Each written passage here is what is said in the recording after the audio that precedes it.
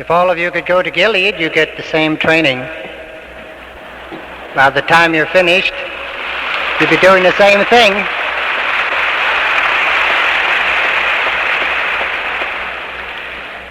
Recently, a visiting professor from neighboring Cornell University complimented Gilead School as to its unique program of assigning each student 3 hours of physical duties each afternoon about the Society's farm premises. He remarked that this was a sensible program supplying physical employment as a balance to the heavy academic schedule of studies. Our next picture is that of a group of students out in the field during this harvest time. Before the harvest of fruits and vegetables arrives, students have been assigned duties such as cleaning the dormitories, work on the land, and other domestic details necessary to operate the city-like community, the size of Gilead.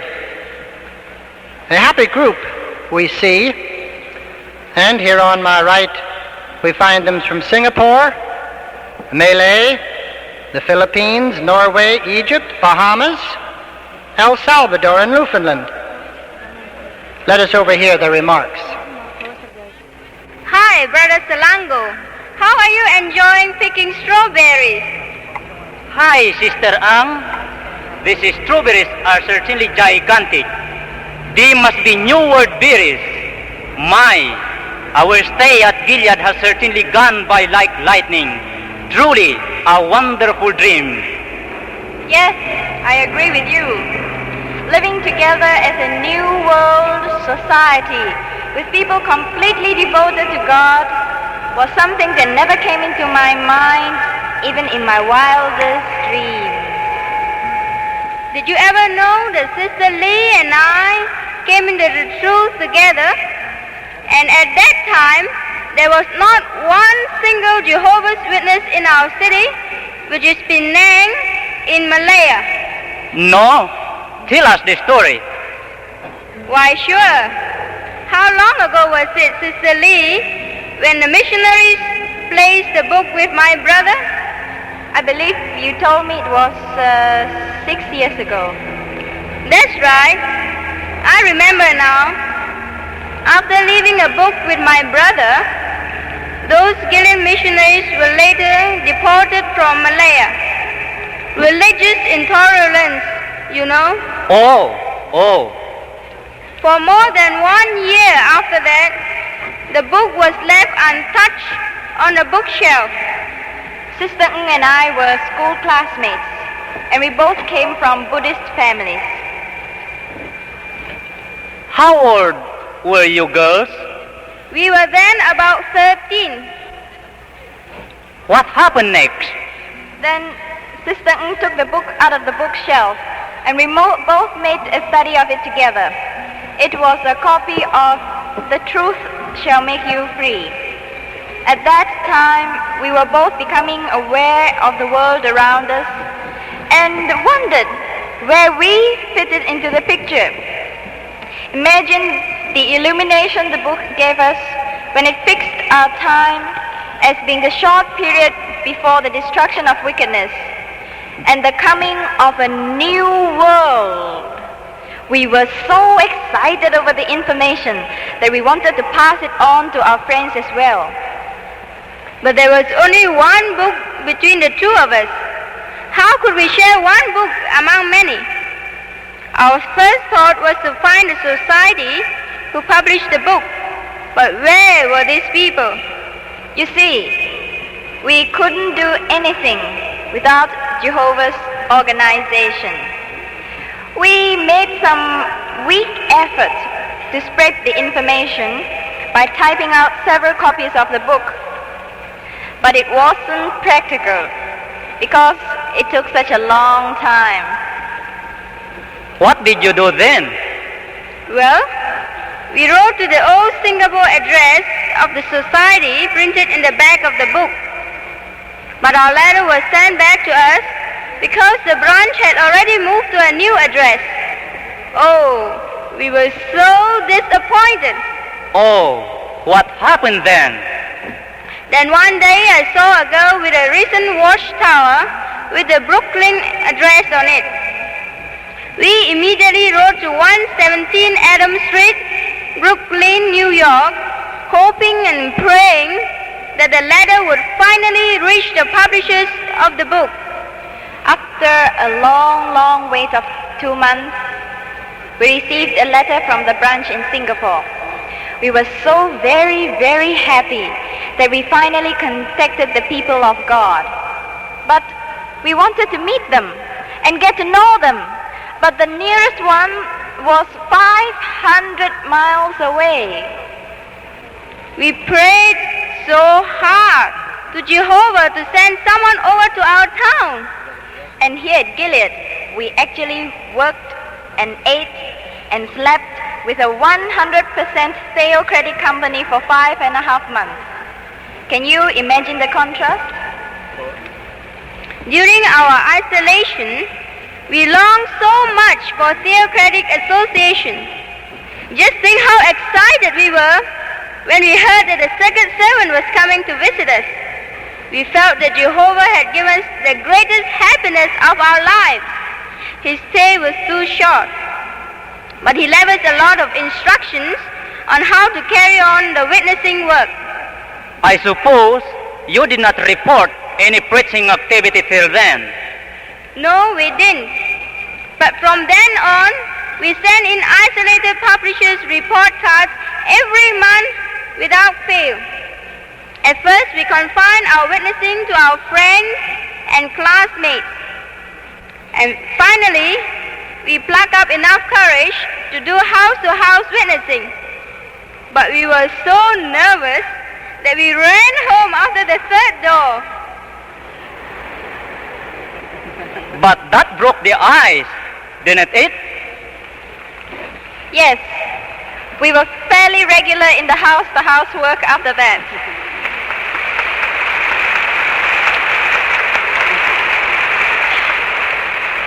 We reported as isolated publishers for 1.5 years.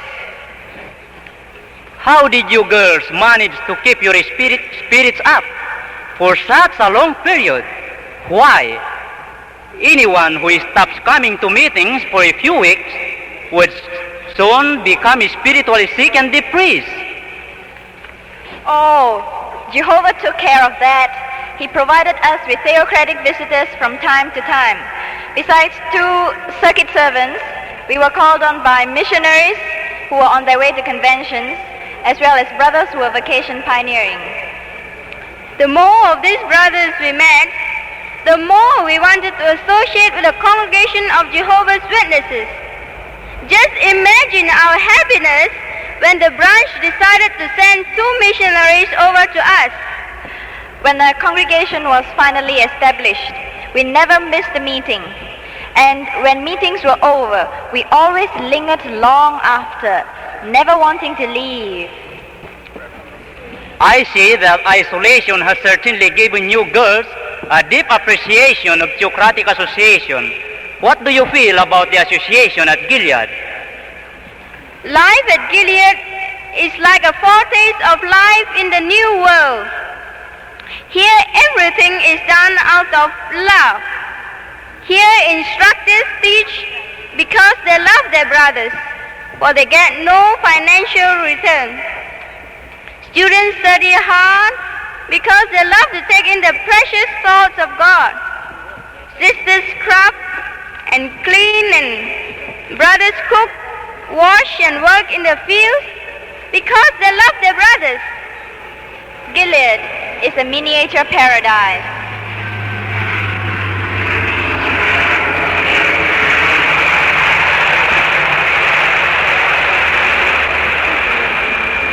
But it is a place only for workers and lovers of God.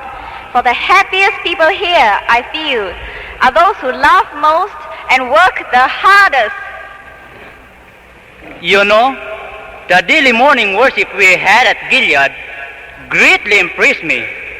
Deeply considering Jehovah's word each morning, by means of a thorough study of these texts, he started each day off right. It put us all in a spiritual frame of mind. You remember how the chairman had to be referees to determine which ones were to speak, since there were always 2 or 3 volunteering to comment at the same time? Yes. And how about the time when Brother Boo called Brother Ogawa to pray? Ogawa being a sister, when actually Brother Aqua from Ghana was the one intended. Yes, our Gilead days will long be remembered. We truly thank Jehovah, our sovereign God, for these blessed Gilead school days.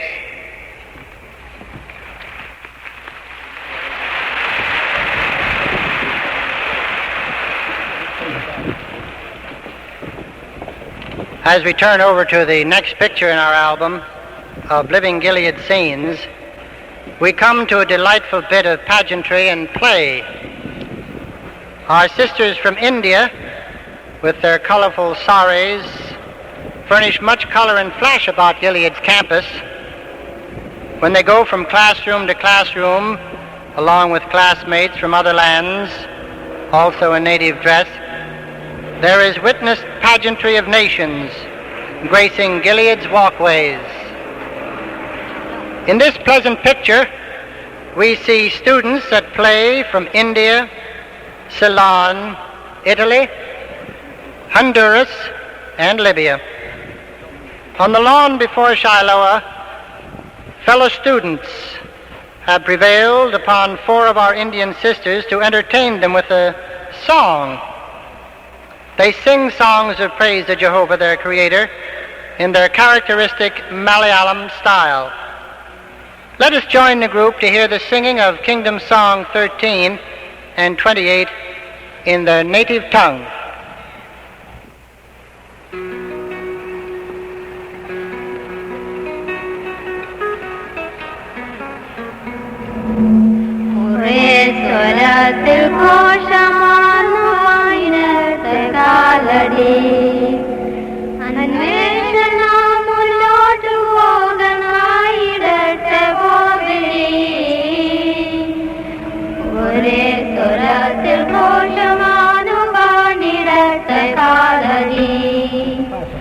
പിന്നോക്കം നോക്കി നിന്നിടാതെ തീരം സേനകൾ എരിഞ്ഞൊരഗ്നി തൂണുകൾ നിരന്നു കാണും പാതയിൽ വിരഞ്ഞ ജോലി നിന്നിടാതെ നായകന്റെ പിന്നിലായി വിരഞ്ഞ ജോലി നിന്നിടാതെ നായകന്റെ പിന്നിലായി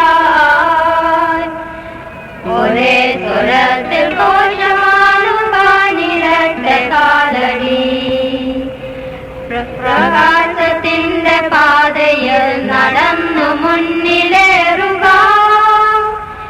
യഹോവ തൻ സന്ദേശമഖിലം നിവൃത്തിയാക്കും നാൾ വരെ വിശ്വാസമഖിലം കാഴ്ചയായി പരിണമിക്കും നാൾ വരെ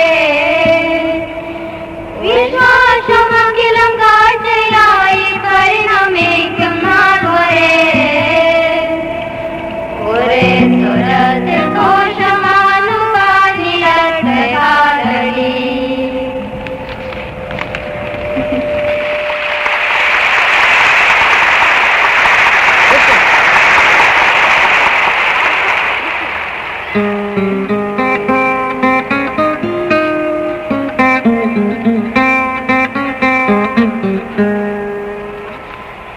ജനസേവന ചതുരത കാട്ടിടാൻ സമയം സമാഗതമായി അഭികാമ്യം. ജനസേവന ചതുരത കാട്ടിടാൻ സമയം സമാഗതമായി അഭികാമ്യം. ഓ പരിപാവനം പരിപാവനമീ നരജന്മം. ഓ പരിപാവനമീ നരജന്മമെന്നാലും ആത്മസുഖം നൽകും നിയോ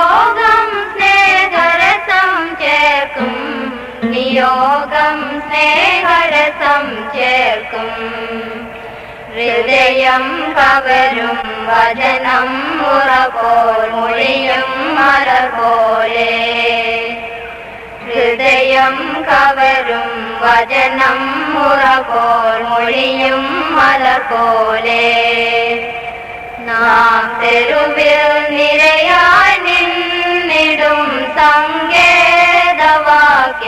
പറയും മടിയാതെ ഓ എതിരാളികൾ പിന്തിരിയുന്നു ഓ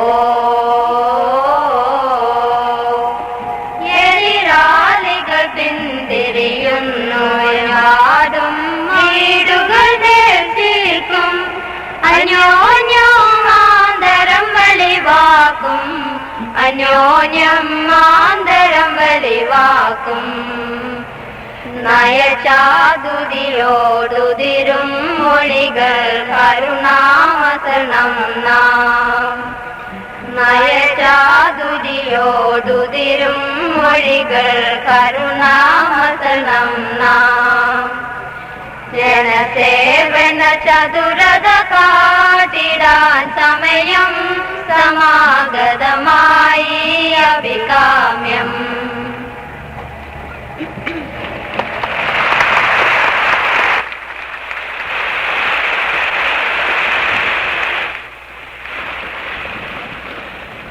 Our Gilead scrapbook contains a scene which has as its setting the picture gallery located in the main lounge at Gilead. This is a gallery containing 30 class pictures, one of each of the 30 classes which have preceded this present one. On these pictures, we have the faces of the 3,162 graduates. What a heap of witness of thousands of young people who have made Gilead their goal. All these entered the full-time pioneer service when they were young and sought diligently to meet the entrance requirements so that they could come to Gilead. Surrounded by such a great number of pioneer witnesses, we find a group of 8 talking about their pioneer days and their impressions of Gilead. They come from France, Iraq, St. Lucia in the Caribbean, Ecuador and Finland, and also from the United States. This happy group invites us to join them. Well, Michelle, sitting here among all these class pictures reminds me that our class is due to have its picture put up in a few days. Another bit of evidence of past Gilead history. It seems hard to believe, but our stay at Gilead is just about over. These 5.5 months have literally flown by. Having looked forward to coming to Gilead for years, it's difficult now to realize that it's behind us. How long did you wait before being eligible for Gilead, Brother Youngs? Well, Michelle, we filled out our first application at the Yankee Stadium Assembly in 1953. We had already pioneered for 2 years, but we were still too young, and my draft status made us ineligible until this class began. You must have entered the full-time ministry when you were very young. Yes, that's right. I accepted the truth shortly after graduating from high school in Minnesota, Michelle. I had planned on going to the University of Minnesota, and I had my first year's tuition all saved. But instead, I used the money to buy a car and to enter the pioneer service. I was raised in the truth by dedicated parents. They always encouraged me to vacation pioneer and to make the full-time service my life, with Gilead as a goal. In high school, also in Minnesota, when my schoolmates would talk about their future, I would always talk about the missionary service. So in the class yearbook, they put under my picture, Marlene wants to be a missionary. And sure enough, 1 month after graduation, I entered the pioneer service. It was about 9 months later that we joined forces. we continued to pioneer as man and wife. There were many problems to overcome, and we were young in age and in maturity. But by Jehovah's help, we were able to overcome all obstacles and to continue. Remember those days when we kept house in one room, Marlene? I sure do. Remember how our first landlord gave us a larger apartment for even less rent because we were missionaries. And then he was going to lower the rent even further just before we left to take another assignment. Say, Brothers Bilou, didn't you enter the pioneer service soon after marriage? Yes, on our honeymoon. The society sent us to the city of Reims, France. Say, isn't that the place famous for champagne? That's right. What a place to send a Frenchman. I imagine the times were difficult back there in France in 1948, weren't they, Michel? Yes, they were. We lived in one room also, and it was expensive. We had ration tickets for bread, and many things were lacking. But any privation was swallowed up in the joy of pioneering. In 1 year, there were 18 publishers reporting, and today there is a congregation of 170 publishers. With Marlene and I, Gilead always was our goal, and that helped us continue in our pioneering. Did you also plan on Gilead for special training, Michel? Yes. Always I hoped to come, but felt that the poor health of my wife would prevent us from ever coming. But by special request, the society invited me to attend by myself, if we so desired. Say, your wife is coming to the assembly, isn't she, Michelle? Yes, she will be there, and then both of us will be going back to our home in France. You know, Marlene and I can't help but look back over the past 7 years since we began pioneering and remember the various problems and the difficulties that arose. Always with Jehovah's help, they were overcome. Now we're here at Gilead, and we've been invited to accept a missionary assignment in Ecuador. We're certainly very happy. We want to encourage others to enter the pioneer service in their youth and to work toward that privilege of coming to Gilead. And Gilead certainly has been everything we expected. We found it hard to believe that we could learn so many new points of truth from the books that we've been reading and studying and offering to others in the field service for so many years. There comes a time when we think we know what is in the book, such as this means everlasting life, qualified to be ministers, and let God be true. But it didn't take long to realize that there is a need for thorough analytical study of these volumes. More than ever, we can recommend Gilead as the goal for all pioneers to reach out for. I, too, cannot wait to return to France with my wife and encourage others to begin pioneering when they are young and strive to come to Gilead after a time. I marvel at all we have covered in 5 months and a half. I feel more desire than ever to tell others the truths of God's Word, because my head is full, and as we have been taught to realize, our heart is made bigger at Gilead. We'll agree then. Jehovah has certainly equipped us for our assignments in Ecuador and France by bringing us here to Gilead.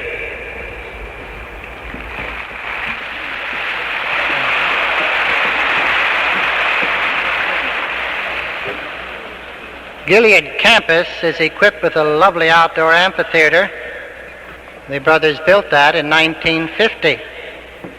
This assembly place is used during good weather for the daily lectures delivered by the instructors. Turns are taken to use it in the mornings for classroom sessions too. Our next album picture takes us out in the amphitheater. There we see a group of 9 students gathered together early before the lecture. These folks come from Japan, Malay, Brazil, Denmark, Argentina, the Netherlands, and the United States. The student from Brazil, who prior to 1951 was a Pentecostal religionist, is talking to the brother from Japan. The latter was a school teacher before he entered the full-time service at the Japanese Bethel.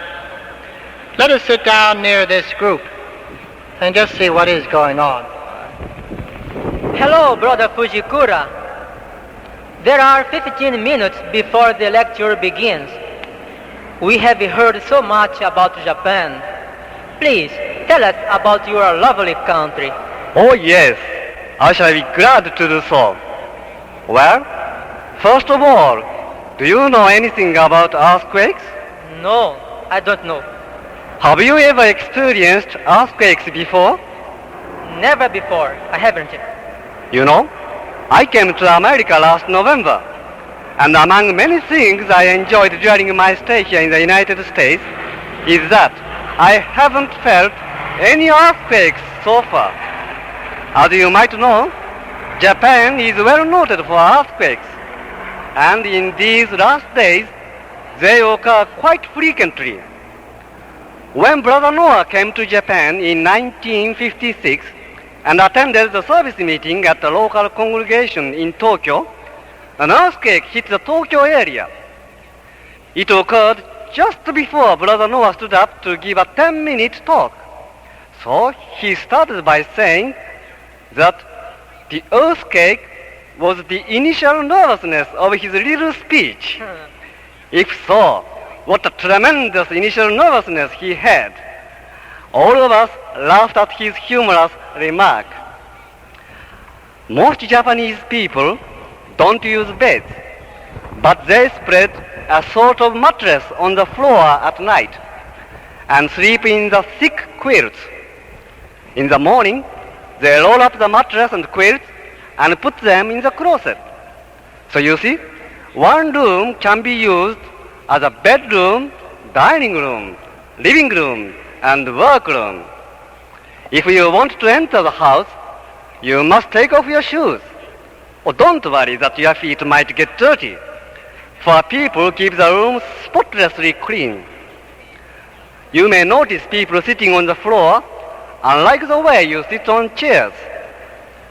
They use cushions so that they don't feel pain after sitting on the floor without stretching out their legs. As a whole, Japanese people are polite and courteous. Suppose we do house-to-house work in Japan. We approach the entrance of the house.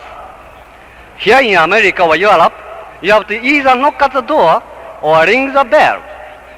But in Japan, we don't knock at the door. Instead, we step inside the house 2 or 3 steps.